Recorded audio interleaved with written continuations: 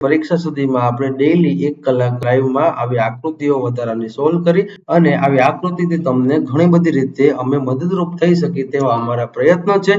તો વિદ્યાર્થી મિત્રો, આ લાઈવ લેક્ચર માટે તમે અત્યારે જ આ ચેનલને સબસ્ક્રાઇબ કરી લેજો, જેથી જ્યારે પણ લાઈવનું આયોજન થાય ત્યારે તમને તરત જ નોટિફિકેશન મળતી રહે અને લાઈવમાં પણ તમે તમારા પ્રશ્નો અમને પૂછી શકો છો, જેથી કરીને તમારા પણ પ્રશ્નોને સોલ્વ કરવાની અમે પ્રયત્ન કરશું.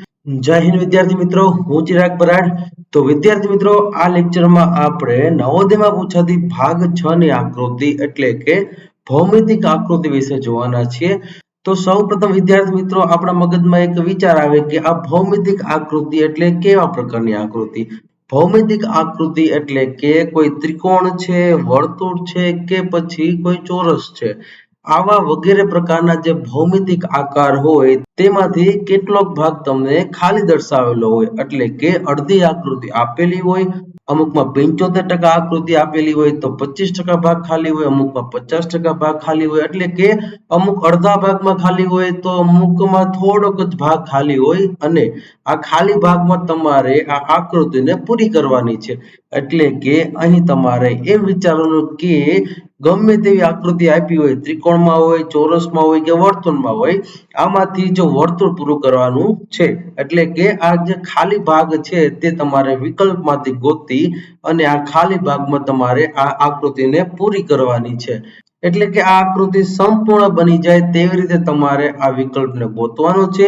હવે જો આમાં તમને વર્તુળ આપેલું હશે અથવા તો ચોરસ આપેલું હશે અથવા તો ત્રિકોણ આપેલું હશે અને અથવા તો આવા ગમે એ આકાર આપેલા હશે જે ભૌમિતિક આકાર હશે.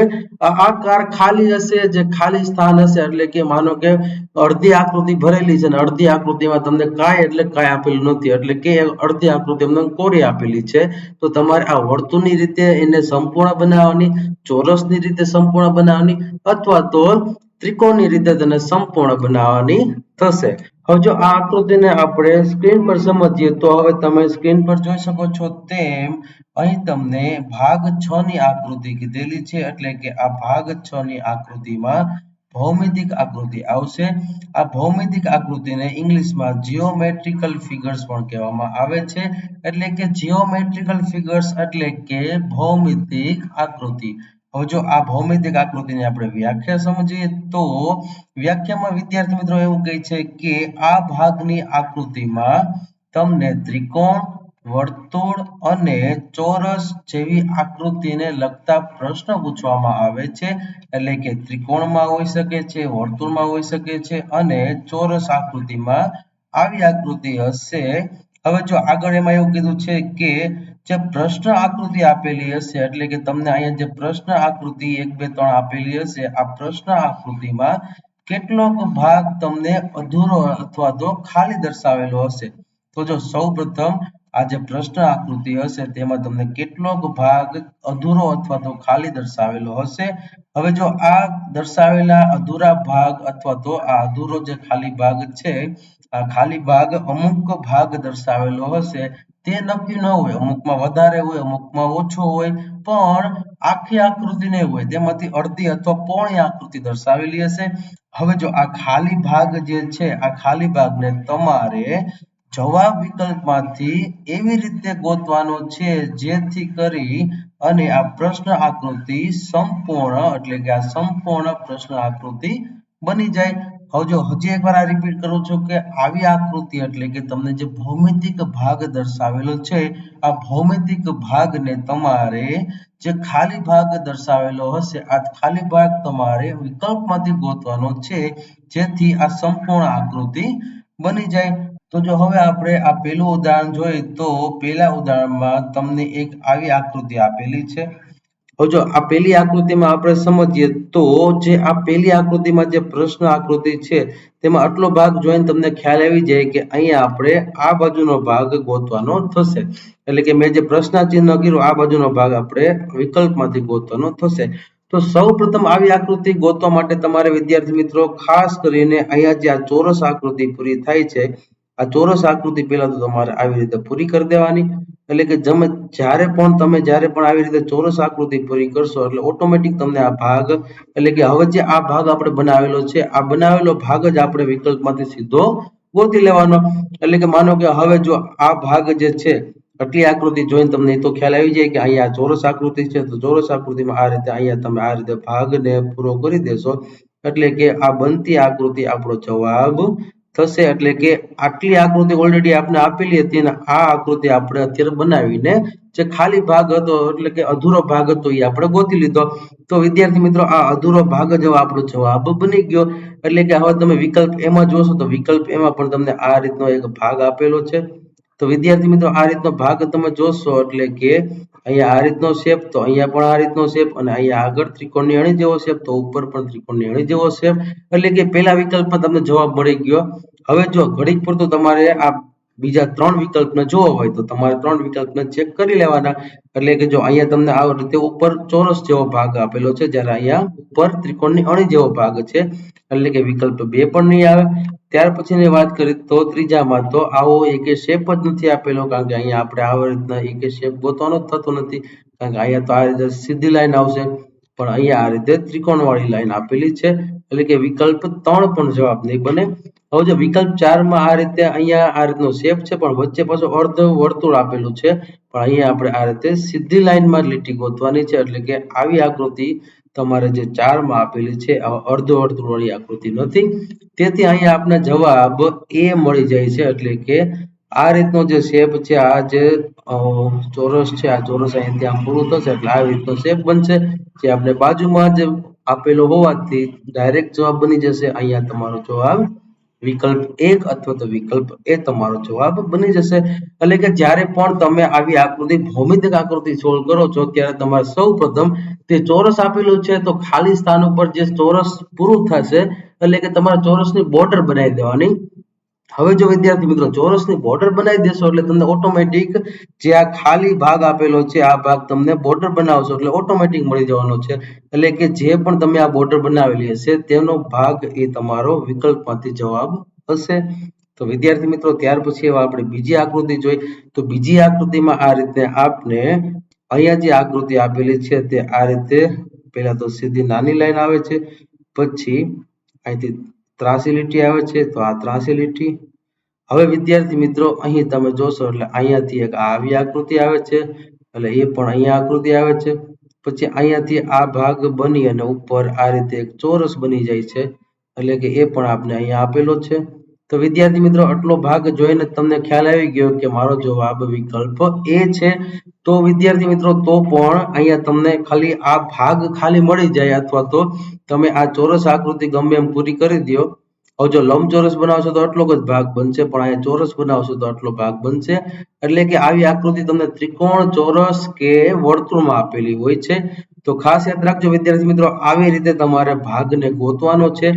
હવે જો વિદ્યાર્થી મિત્રો અહીં તમારે આ બી, સી અને ડી ને ચેક કરો તો તમે કરી શકો કે હવે જો અહીંયા આપણે જે ખાલી ભાગ હતો એમાંથી માનો કે આવી કોઈ આ ભાગની આકૃતિ આવી કે બનતી નથી, કારણ કે અહીં સિમ્પલી જ આ રીતની એક આકૃતિ બને છે. એટલે કે આ વિકલ્પ બી પણ જવાબ નહીં આવે. ત્યાર પછી તો કે આવો કોઈ શેપ જ નથી આપણે આકૃતિમાં આપેલો, અહીંયા સિમ્પલી જ એક આકૃતિ આ રીતની આપેલી છે, તેથી અહીંયા સી પણ જવાબ નહીં બને. એવી જ રીતે અહીંયા ડી માં આ રીતની આકૃતિ આપેલી છે, પણ અહીંયા આપણે સિમ્પલ જ શેપ છે, એકદમ સાદો શેપ, આપણે ખાલી ચોરસ પૂરો કરવાનું છે, તેથી આ વિકલ્પ ડી પણ જવાબ નહીં બને. હવે જો ત્યાર પછીની ત્રીજી આકૃતિની વાત કરી તો વિદ્યાર્થી મિત્રો ત્રીજી આકૃતિમાં તમારે આ રીતનો આ ચોરસનો ભાગને પૂરો કરવાનો છે. એટલે કે આ ચોરસનો ભાગની આકૃતિ આવી રીતની આકૃતિ બનશે. તો ખાસ વિદ્યાર્થી મિત્રો યાદ રાખજો, અહીંયા ખાલી આપણે આ જ ભાગ ગોતવાનો છે. તો જો આ જે પહેલી આકૃતિમાં એટલે કે વિકલ્પ એમાં જે જવાબ આપેલો છે તેમાં આ ઉપરની સાઈડ આપ્યું છે, જ્યારે આપણે અહીંયા આ નીચેની સાઈડ આવી આકૃતિ બનતી હોય તેવો શેપ ગોતવાનો હોવાથી વિકલ્પ 1 નહીં આવે. બીજા વિકલ્પમાં તમને આ રીતનો શેપ આપેલો છે, એટલે કે અહીંયા આપણે આ સાઈડ નહીં પણ આ સાઈડમાં આવી આકૃતિ આવતી હોય તેવો ભાગ ગોતવાનો હોવાથી અહીંયા વિકલ્પ બી પણ જવાબ નહીં આવે. તો હવે જોઈએ તો ત્રીજી આકૃતિમાં આપણે તમે જોશો એટલે ડાયરેક્ટ ખબર પડી જશે કે અહીંયાથી આ જે શેપ છે તે અહીંયાથી આ રીતનો એક શેપ આપેલો છે, એટલે કે આવી એક આકૃતિ જે અહીંયા આ રીતે એનું મોઢું બનતું હોય તે રીતની આવી આકૃતિ આપેલી છે. એટલે કે જોતા ખ્યાલ આવી ગયો કે અહીંયા આકૃતિ 3 એટલે કે વિકલ્પ સી આપણો જવાબ છે. તો વિદ્યાર્થી મિત્રો હવે ચોથું જોઈ લે તો ચોથામાં પણ આપણે આ રીતનું મોઢું આપેલું છે, એટલે કે આપણે અહીંયા આ રીતનું મોઢું બનતું હોય તેવી રીતની આકૃતિનો શેપ ગોતવાનો હોવાથી આવો કોઈ આકાર 4 માં નથી, એટલે કે ડી પણ આકૃતિ નહીં આવે. તો અહીં તમારો જવાબ બનશે વિકલ્પ સી, કારણ કે સી માં તમને જે આકૃતિ આપેલી છે તે આકૃતિ તમે અહીંયાથી આ રીતે પૂરી કરશો, એટલે કે માનો કે આકૃતિ અહીંયાથી હું આમ આ રીતે પૂરી કરું એટલે કે મને આ રીતનો શેપ મળે છે, આ રીતનો આ બાજુ આવો આકાર મળે છે, જે અહીંયા પણ આ રીતે દર્શાવેલો છે, એટલે કે જવાબ આવશે 3 અથવા તો સી. ત્યાર પછીની જો ચોથી આકૃતિની વાત કરીએ તો ચોથી આકૃતિ તમને અહીંયા થોડીક અઘરી પડી શકે છે, પણ અહીંયા તમારે ખાલી સિમ્પલી આ જે ચોરસ છે, આ સાદા ચોરસ છે, તમારે આ ખાલી પૂરો જ કરવાનો છે. એટલે કે અહીંયા ખાલી તમે આ લીટી ઊભી કરી નાખશો, એટલે કે આ લીટી એટલી કે તમે અહીંયાથી કરી નાખશો, એટલે આ લીટીમાં જે હવે અંદરનો શેપ છે તેવી જ આકૃતિ ગોતવાની છે. તો આ શેપ ઉપરથી આપણે જોતા ડાયરેક્ટ ખ્યાલ આવી જાય કે આવડો આ જે શેપ છે અંદરનો, તેમાં એ ડાબી સાઈડ આડી બાજુ આ આકાર આપેલો છે. તો પેલી આકૃતિમાં તો આ રીતે સીધો આકાર આપેલો છે, બીજી આકૃતિમાં નીચેની સાઈડ આકાર આપેલો છે. હવે જો ત્રીજી આકૃતિમાં તમને સેમ ટુ સેમ અહીંયા આકાર આપેલો છે, એટલે કે અહીંયા જવાબ આવશે 3. ચોથી આકૃતિમાં આ બાજુ જમણી સાઈડ તમને આ રીતે આકાર આપેલો છે, તેથી અહીંયા તમને ખ્યાલ આવી ગયો હશે કે આકૃતિમાં જવાબ આવશે 3 અથવા તો સી. ત્યાર પછીની હવે જો આપણે પાંચમી આકૃતિની વાત કરીએ તો પાંચમી આકૃતિમાં તમને અહીં સિમ્પલ એક કહેવાય ને કે આ ચોરસ પૂરું કરવાનું છે, એટલે કે આ ચોરસ તમે આ રીતના પૂરું કરશો એટલે આવી રીતના એક શેપ બનશે. હવે જો વિદ્યાર્થી મિત્રો અહીંયા તમારે ખાસ ધ્યાન રાખવાનું છે, ચોરસ, વર્તુળ કે ત્રિકોણમાં આવી આકૃતિ પૂછાય છે, એટલે કે અહીંયાથી તમે આ રીતે આકૃતિ બનાવશો એટલે વિદ્યાર્થી મિત્રો તમને જોતા જ ખ્યાલ આવી ગયો કે અહીં તમારે આ રીતની પહેલા તો એક આ રીતનો એક ચોરસ પૂરું કરશો એટલે આવી એક આકૃતિ બનશે, જેમાં તમારે આ રીતનો એક શેપ ગોતવાનો છે. એટલે કે વિદ્યાર્થી મિત્રો જ્યારે પણ આવી આકૃતિ પૂછે છે ત્યારે તમારે પહેલા તો એ ચોરસ છે અથવા તો ત્રિકોણ છે અથવા તો વર્તુળ છે, આમાંથી એ જે ભાગ પૂરો કરશો એટલે તમને ઓટોમેટિક આ ભાગની આકૃતિ જવાબ તરીકે મળી જશે.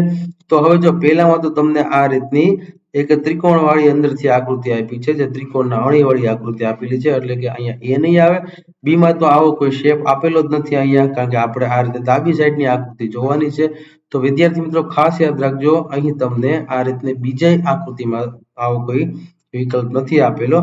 તો જો વિદ્યાર્થી મિત્રો હવે આપણે ત્રીજી આકૃતિ જોઈએ તો ત્રીજી આકૃતિમાં તમને આ રીતનો એક ચોરસની બાજુનો એક સાઈડ ખાલી એક બાજુ પૂરી થાય એ રીતના એક લીટી આપેલી છે, એટલે માનો કે અહીંયાથી હું દોરું તો આ એક બાજુ પૂરી થાય, એટલે કે ચોરસની આ બાજુનો શેપ પૂરો થાય એવો એક આકાર આપેલો છે. પછી આપણે આ રીતનો ડાયરેક્ટ એક કહેવાય કે ઉપર ચોરસ બનતો એ રીતનું આપેલું છે. તો વિદ્યાર્થી મિત્રો અહીંયા પણ તમને આ રીતનો એક નીચે એક આ લંબચોરસ ચોરસ બનતું હોય એવો આકાર આપેલો છે, અને અંદરની સાઈડ તમને અહીંયાથી આ રીતનો એક આકાર આપેલો છે, એટલે કે અહીંયા તમારો આ આકાર ફરી જાય છે, એટલે કે અહીંયા તમને આ 1 2 3 ને 4 બાજુઓ થાય એ રીતનો આકાર આપેલો છે. પણ અહીં તમે ત્રીજામાં જોશો તો 1 2 3 4, પણ આ જે બાજુ છે અને અહીંયા જે આ બાજુ છે, એટલે કે આ બાજુ એકદમ અણી આકાર આપેલો છે, પણ અહીંયા કોઈ અણી આકાર આપેલો નથી. એટલે કે તમે એમ કહી શકો કે અહીંયા ભલે આ બાજુ પૂરી થતી હોય પણ અહીંયા કોઈ એવો અણી આકાર નથી આપેલો, એટલે કે વિદ્યાર્થી મિત્રો અહીં વિકલ્પ 3 પણ નહીં આવે. હવે જો અહીંયા તમે 3 અને 4 વિકલ્પમાં કન્ફ્યુઝ કરશે, આવી આકૃતિમાં ખાસ ધ્યાન રાખવાનું છે, અહીંયા તમારે આ અણી આકાર નથી આવતો, તેથી અહીંયા વિકલ્પ 3 નહીં આવે. ભલે બીજો બધો શેપ એમને આપેલો હોય પણ અણી આકાર નથી આવતો, તેથી અહીંયા શેપ એવો નહીં આવે. હવે તમે ચોથી આકૃતિ જોશો તો ચોથી આકૃતિમાં આ બાજુ તો એક પૂરી થાય જ છે, એટલે કે અહીંયા પેલા આ બાજુ પૂરી કરશો. હવે આ બાજુ પૂરી કરશો એટલે કે એક શેપ આ રીતનો આકાર બની જશે. પછી તો કે હવે અહીંયાથી તમે જોશો તો અહીંયાથી આ આકૃતિ થોડીક નીચે આવશે, એટલે કે અહીંયા થોડોક આ રીતનો ચોરસ જેવો ભાગ બની જશે, જે આમાં આ રીતનો ચોરસ ભાગ આપેલો છે. પછી નીચેથી આ રીતનો અણી આકાર વાળો તમને આકાર મળે છે, એટલે કે નીચેથી આ રીતે અણી આકાર વાળો આકાર મળે છે. તો વિદ્યાર્થી મિત્રો અહીં આપણો જવાબ થશે વિકલ્પ ડી અથવા તો વિકલ્પ 4.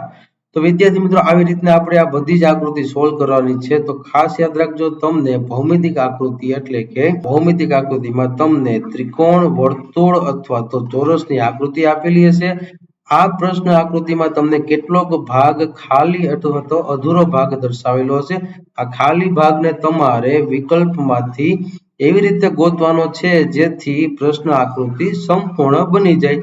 તો આપણે બધી આકૃતિમાં જોયું કે આ બધી આકૃતિમાં તમે જોશો કે અહીંયા અમુક ભાગ તમને આ ખાલી દર્શાવેલો છે, આ ભાગ છે, આ ભાગ છે, તો એ તમારે આ જવાબ વિકલ્પમાંથી એવી રીતે ગોતવાનો છે કે આ પ્રશ્ન આકૃતિવાળી આકૃતિ એકદમ પૂરી બની જાય. તો ખાસ યાદ રાખજો વિદ્યાર્થી મિત્રો, ભાગ 6 ની આકૃતિ જે થોડીક અઘરી પણ છે અને ભાગ 5, 6, 7, 8, 9, 10 સુધી હવે પછીની બધી આકૃતિ થોડી અઘરી પૂછવાની છે.